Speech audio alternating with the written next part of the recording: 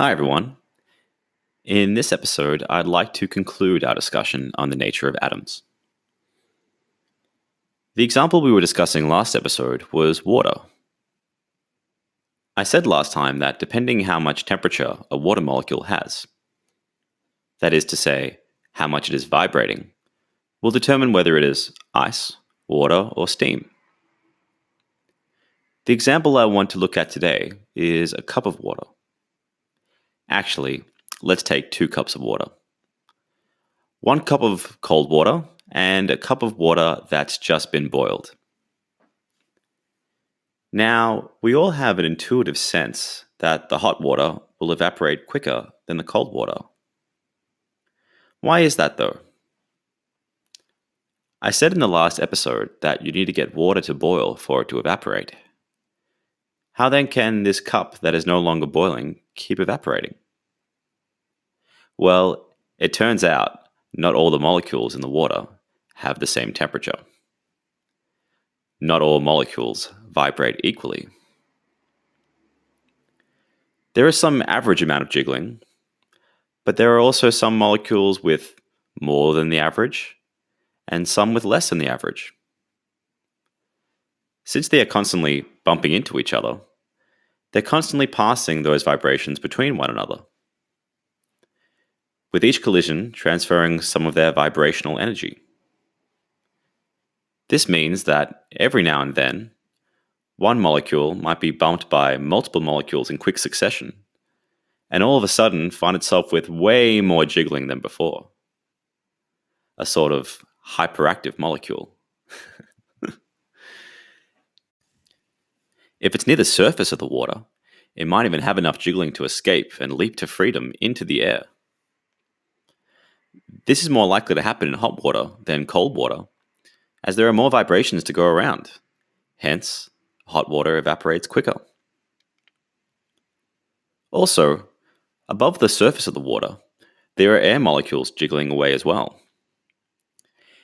Every now and then, one of the air molecules can even come down and provide a particularly stern kick to a water molecule, and in doing so, kick it out of the water and towards freedom into the air. This is yet another way water evaporates over time. Molecule by molecule, the water evaporates away.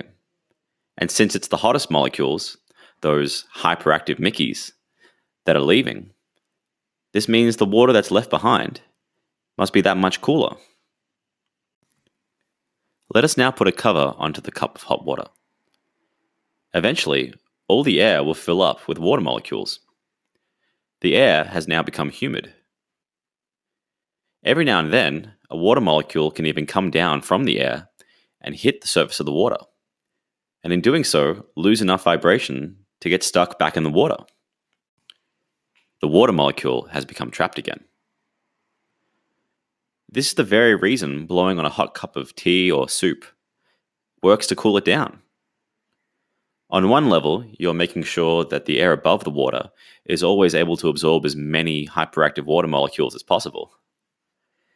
And on another level, the air you blow onto the water could provide that little extra push a not quite hyperactive molecule needed to finally muster up the courage and escape.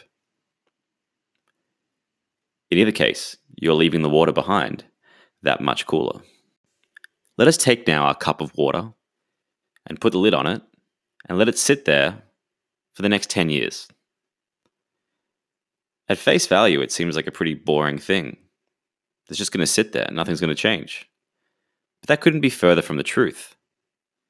There are constantly water molecules escaping into the air, and other water molecules being trapped back out of the air and moving back into the water. And there's a constant kind of ebb and flow of how this is taking place. In fact, the cup of water is actually an incredibly dynamical and active process. It's not actually just sitting there at all. A cup with a lid sitting on it for 10 years seems pretty boring, but it is actually a very dynamic thing. We take it for granted because we don't have the eyes to see what is actually happening. But the next time you make yourself a cup of tea or coffee, I want you to take a second, just to look at it. To the untrained eye, you don't see anything happening at all. Maybe if it's freshly brewed, you may see some steam rising from it. But I want you to see it for what it really is: an intensely dynamical process, where molecules of water are constantly escaping into the air, and others are getting trapped out of the air and passing back into the water. Where the slightest breeze can knock a few water molecules out of the cup, like the wind gently blowing grains of sand from a sandcastle. In fact, it is very much as dynamic and active an environment as waves hitting the beach. Anyway, that's enough for now. Until next time, take care of each other.